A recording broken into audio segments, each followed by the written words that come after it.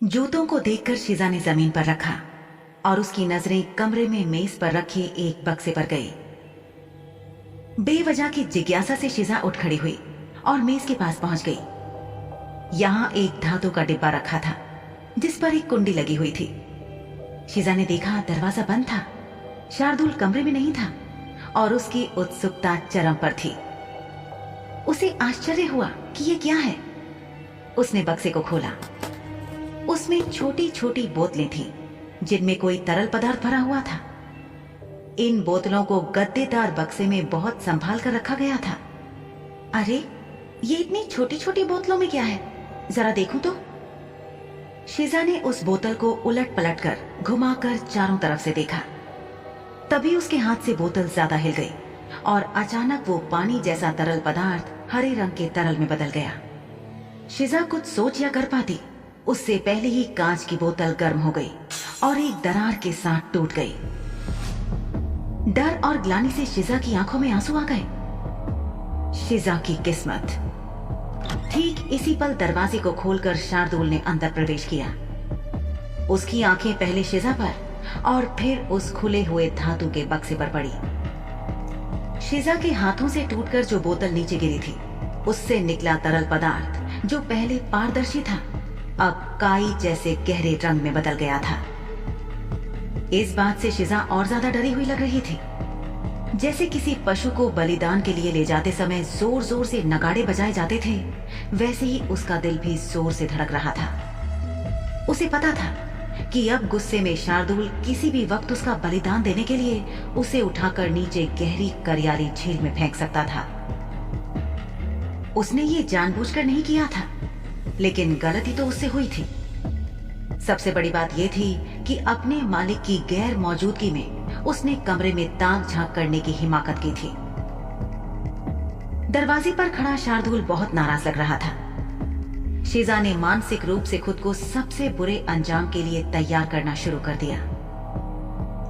शुद्ध खून वाला पिशाच आगे बढ़ा और इससे पहले कि वो कुछ कर पाता या कुछ भी कह पाता, शिजा ने अपना सिर जितना झुका सकती थी उतना झुककर कहना शुरू किया। मालिक, मैं कांच की बोतल के टूट जाने के लिए क्षमा मांगती हूँ। मेरा इरादा इसे तोड़ने का बिल्कुल भी नहीं था। शिजा की आवाज चिंता के साथ रुआसी हो गई। शार्दुल की आंखें खुले डिब्बे से फर्श पर चली गईं। फर्श पर हरे रंग का तरल बिखरा हुआ था। इसे देखकर शार्दुल की आंखें और सिकुड़ गईं। जब शार्दुल ने कुछ नहीं कहा तो शिजा एक तरफ खड़ी हो गई। शार्दुल को यकीन नहीं हो रहा था कि ये तरल पदार्थ हरे रंग का हो गया था। बची हुई बोतलों में रखे पारदर्शी तरल और उसके पास मौजूद विवरण के मुताबिक ये नहीं होना चाहिए था। करीब से देखने पर उसे कुछ अजीब लगा। उसने अपनी उंगली से फर्श पर पड़े उस हरे तरल को छुआ। ये अभी भी काफी गर्म था। अब तुम मुझे बताओगी कि यहाँ क्या हुआ, या बागीचे में रखी मूर्तियों की तरह खड़ी रहोगी? मूर्ति बनना है तो बागीचे में ही खड़ी कर दूं तुम्हें? अच्छा, ये बोतलें देखो, तुम्हें पता है कि ये क्या है? शिजा ने इनकार में सिर हिलाया।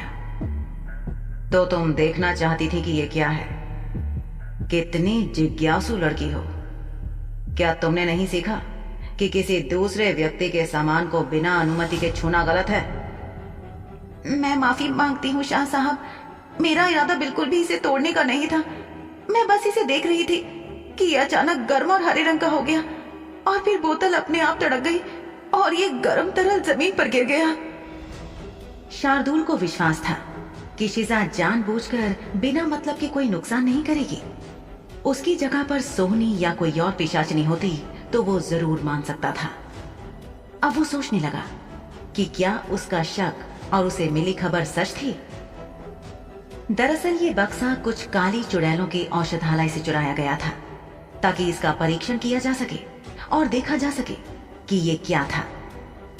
परिषद में अफवाह थी कि कुछ काली चुड़ैलों ने एक बूढ़ी, पुरानी और कुख्यात काली जादूगरनी चुड़ैल के नेतृत्व में एक औषधि बनाई थी जो इंसानों और शुद्ध खून वाले पिशाचों के जड़ से नाश का काम करने वाली थी। इंसानों के खिलाफ दंगा करने के साथ साथ शुद्ध खून वाले पिशाच के अस्तित्व को मिटाने का लक्ष्य चुड़ैलों में हमेशा से लोकप्रिय रहा था। शार्दुल परिषद का वो व्यक्ति था जो काला बाजार से चीजें खोजने का प्रभारी था। उसे हर बात और हर योजना मालूम होती थी। एक बार एक पिशाच ने मनुष्यों को पिशाचों में बदलने का काम शुरू किया था। उस ज्ञानी पिशाच को परिणामों का एहसास तब तक नहीं हुआ जब तक उसके बनाए आधे पिशाच आधे मनुष्यों ने एक के बाद एक पूरे गांव के लोगों को मारना शुरू नहीं कर दिया था। मनुष्य के पास खुद को पिशाच में बदलने की क्षमता थी, लेकिन अगर आत्मा और शरीर परिवर्तन को अच्छी तरह से संभाल नहीं पाते तो व्यक्ति पागल हो सकता था। और एक पागल मनुष्य किसी काम का नहीं रहता, क्योंकि वे तर्क संगतता की क्षमता खोने के बाद खतरा पैदा करते थे। ऐसी ही गलतियां ये चुड़ैलें भी करना चाह रही थी। चुड़ैलों का एक समूह था जो इसी तरीके से चुड़ैलों की एक सेना बना रहा था। जिस तरह इंसानों को आधे पिशाच में बदल दिया गया था, उसी तरह शार्दुल ने सुना था कि कैसे चुड़ैलें इंसानों को एक पूर्ण चुड़ैल में बदलने की कोशिश कर रही थी, ताकि उनका इस्तेमाल निर्वासित चुड़ैलों के निर्वासन के खिलाफ लड़ने और दंगा करने के लिए किया जा सके। अपने दुष्ट इरादों के कारण इन काली चुड़ैलों को रिहायशी इलाकों से बहुत दूर खदेड़ दिया गया था।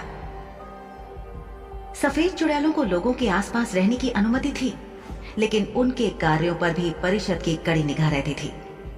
जबकि काली चुड़ैलें कुख्यात जीव थीं, जो लोगों पर हमला करने के लिए बहुत उत्सुक रहती थी। शार्दुल ने बक्से में से एक बोतल देखने के लिए उठाई थी।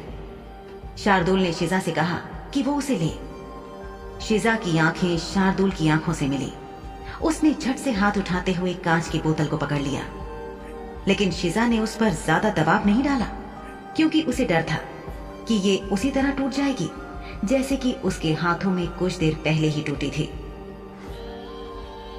शार्दुल ने देखा कि शिजा ने कांच की बोतल को कोमलता से पकड़ा हुआ था। शार्दुल की नजर शिजा के हाथ से हटकर बोतल के अंदर की औषधि पर चली गई। उसने अंदर के तरल को देखते हुए शिजा से गंभीरता से पूछा, ये कांच पकड़ने में कैसा लगता है? और कोई बदलाव महसूस हो रहा है इसमें? शिजा, जो शार्दुल की आंखों की आदी हो चुकी थी और उसके चेहरे की शरारतों और कटाक्षों भरे हाव भाव की भी, उसने देखा कि इस वक्त शार्दुल का पूरा व्यक्तित्व गंभीर हो गया था। ये बहुत ठंडा है, मेरी हथेली पर ठंड महसूस हो रही है। ये सच था, लेकिन इसके बाद तापमान बदलने लगा। तरल जो पारदर्शी था उसमें अचानक बुलबुले उठे और बोतल के अंदर ही फट गए, जिससे अंदर का तरल पूरी तरह से हरा हो गया। शार्दुल ने शिजा की तरफ देखा। गर्म बोतल पकड़ने से उसके माथे पर पसीना आने लगा था। शार्दुल ने उसके हाथ से बोतल ले ली और पाया कि ये वाकई गर्म थी, लेकिन अभी फटी नहीं थी। ये औषधि बहुत खास है शिजा। आगे से उन चीजों को मत छूना जिनसे तुम्हारा कोई लेना देना नहीं हो। ये दवाई कुछ बहुत खास लोगों ने बनाई है। जी, नहीं छूंगी। क्या ये दवा परिषद वालों ने बनाई है? लेकिन ऐसी अजब औषधियां तो चुड़ैलें बनाती है ना मालिक? दुर्भाग्य से कोई चुड़ैल परिषद के लिए काम नहीं करती है। परिषद की स्थापना के समय ही नियम बना दिया गया था, चुड़ैलों को इससे दूर रखा जाएगा। शार्दुल ने हरी बोतल को वापस उस गद्देदार बक्से में रखकर उसकी कुंडी लगाई, फिर उस पर ताला लगाकर उसे अपनी एक अलमारी में सुरक्षित रख दिया। बॉक्स को बंद कर दिया था। उसे अपनी एक कोठरी में ले जाकर उसके अंदर रख दिया था। तुम्हें पता है ना, चुड़ैलें दो तरह की होती हैं। जी, सफेद और काली चुड़ैल। शार्दुल ने सही जवाब पर उसकी तारीफ की। फिर उसने बताया कि ये कुछ लोग सफेद चुड़ैलों की भविष्यवाणी करने की क्षमता के कारण चाहते थे कि वे परिषद के साथ काम करें, लेकिन अभी तक ऐसा हो ना सका था। फिर उसने शिजा को बताया, आज वाली खतरनाक औषधि बनाने वाला कारनामा काली चुड़ैलों ने अंजाम दिया था। कम से कम बहुत से लोगों को तो ऐसा ही लगता है। लेकिन आपको लगता है कि ये किसी सफेद चुड़ैल का काम है? तुम तो वाकई बहुत समझदार हो नन्ही चिड़िया। मैं इनाम में तुम्हें खाने के लिए पनीर का एक बड़ा सा टुकड़ा दूंगा। देखो, हम में से बहुत से लोग अक्सर जो देखते हैं उस पर विश्वास कर लेते हैं। किसी व्यक्ति को ठीक से समझे जाने बिना बस जो दिख गया उसी आधार पर अपनी धारणा बना डालते हैं। क्या तुम्हें ऐसा नहीं लगता? शिजा सोचने लगी कि क्या जवाब दे। तभी शार्दुल ने कहा, मैंने बहुत पहले सुना था कि एक सफेद चुड़ैल एक बार किसी पिशाच की तरह भ्रष्ट हो गई थी और उससे वो एक काली चुड़ैल बन गई थी। लेकिन जब काली चुड़ैलों के अस्तित्व की बात आती है तो बहुत सारी लोक कथाएं हैं। समझ नहीं आता कि कौन सी सच्ची है और कौन सी नहीं। शिजा को समझ नहीं आया तो उसने पूछ लिया, भ्रष्ट से मतलब? शार्दुल ने शिजा को बताया, शुद्ध रक्त वाले पिशाच और बाकी पिशाच इंसानों की तरह आसानी से नहीं मारे जा सकते। इसलिए बहुत से शुद्ध खून वाले पिशाच एक दूसरे के खिलाफ पिशाच का उपयोग करते हैं। किसी पिशाच का भ्रष्ट होना एक बीमारी की तरह है जो एक व्यक्ति के संक्रमित होने से फैल सकता है। ये जो दवा मैंने वहां अलमारी में रखी है, इस दवा का अभी परीक्षण नहीं किया गया है और इसे परिषद की प्रयोगशाला में भेजना है। लेकिन अब यह बक्सा सुरक्षित है। शार्दुल के चेहरे पर इत्मीनान की मुस्कान थी। फिर उसने शिजा की ओर देखा और कहा, अब मुझे तुम्हारी सजा सोचनी है, क्योंकि तुमने कुछ ऐसा किया जो तुम्हें नहीं करना चाहिए था। क्या सजा दूं मैं तुम्हें? मैं फर्श पर गिरे कांच के टुकड़ों को हटाकर इन डब्बों को साफ करके इस कमरे को बेदाग और चमचमाता साफ कर दूं? शिजा जानती थी कि शार्दुल उसे सजा ना दे, ऐसा तो हो ही नहीं सकता था। उसे लगा था कि शार्दुल उसकी सुझाई सजा से सहमत होगा, लेकिन उसके सुझाव को उबाऊ कहकर खारिज करते हुए शार्दुल ने कहा, मैं दयाल से इसे साफ करने के लिए एक नौकरानी भेजने के लिए कह सकता हूं। किसी ऐसे व्यक्ति के लिए जिसने परिषद से संबंधित किसी चीज को नुकसान पहुंचाने की कोशिश की हो, उसे कमरे को साफ करने की सजा बहुत कम नहीं है। शिजा घबरा गई और लगभग रोते हुए बोली, कृपया मुझे खिड़की से बाहर झील में न फेंके। शार्दुल ने कुछ पल उसे देखा और फिर उसकी हंसी छूट गई। इसके बारे में चिंता मत करो नन्ही चिड़िया, मेरे पास तुम्हें ठंडी बर्फ जैसी झील में एक मरी हुई मछली की तरह फेंकने से बेहतर कुछ है। इतना कहकर शार्दुल अपने बिस्तर के पास गया और मेज की दराज से एक छोटी सी किताब निकाल लाया जिसमें 20 से अधिक पृष्ठ नहीं थे। शिजा सोचने लगी कि अब ये क्या था। ये रही तुम्हारी सजा। शिजा बहुत ज्यादा पढ़ी लिखी नहीं थी। उसे बस अपना नाम लिखना आता था और अक्षरों को जोड़ तोड़कर बहुत धीरे धीरे कुछ आसान शब्द पढ़ना। किताब के ऊपरी जिल्द और लिखावट को देखकर वो समझ गई कि ये किताब कोई नाटक का पर्चा था जो अक्सर थिएटर में आने वाले दर्शकों को दिया जाता था। वो मन ही मन बुदबुदाई, अरे नहीं, ये कहां से ले आया ये जल्लाद, और अब मुझसे क्या करवाएगा। शिजा अपनी ही उधेड़बुन में थी और शार्दुल की आंखें चमक उठी। तुम्हारी सजा ये है कि तुम मेरे लिए नायिका की सहायिका का किरदार निभाओगी।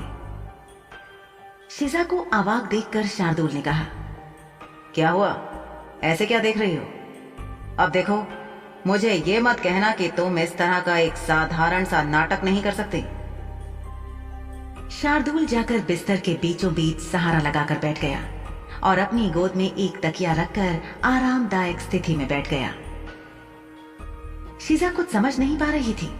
वो सोच रही थी कि नाटक का वो पर्चा शार्दुल के पास आया कैसे। तभी शिजा को हैरान देखकर वो कुछ देर तक उसकी हालत का लुत्फ उठाता रहा। फिर बोला, मुझे मत बताओ कि थिएटर की प्रसिद्ध अभिनेत्री शिजा हयात खान अभिनय करना नहीं जानती। इतना कहकर शार्दुल मुस्कुराने लगा।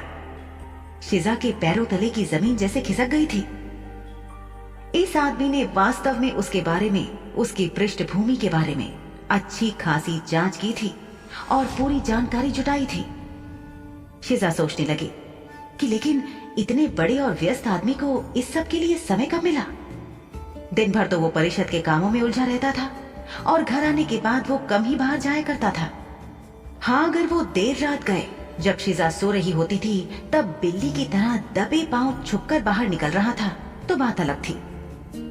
उसे शक था कि ऐसा ही कुछ हुआ है।